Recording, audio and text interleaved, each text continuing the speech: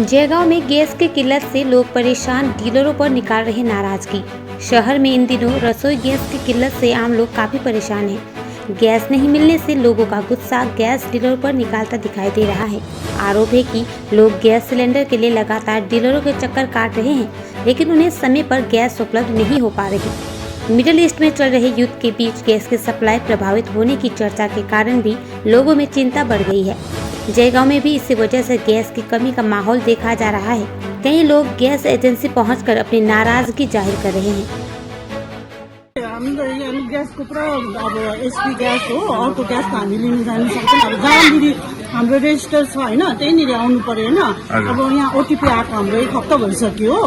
सिलिन्डरको लागि आउँछु, सिलिन्डरै आएको छैन, सिलिन्डरै आएको छैन भन्छ।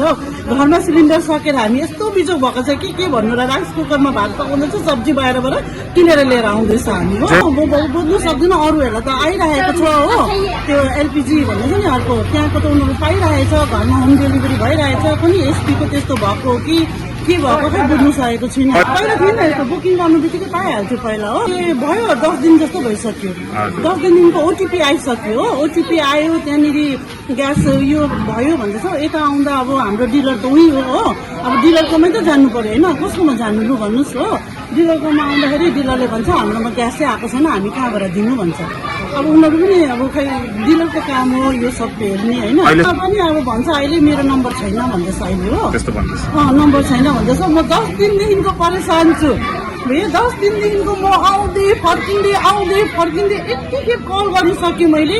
के भन्नु तपाईँलाई, मैले राइस कुकरमा भात पकाउँदैछु। कहिले हामी राइस कुकरमा भात खाँदैन, हामी माड तारेर खाने मान्छेहरू हो। राइस कुकरमा भात खाँदैछु, सब्जी बजारबाट किन्दैछु हामी।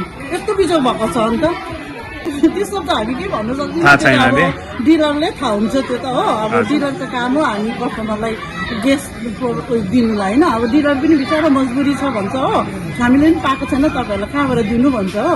रमजानको महिना छ, हामीलाई अफ्तारी बनाउनु पर्छ हो, सेहरी बनाउनु पर्छ बिहान हो। तर बिजोग भइसकेको छ।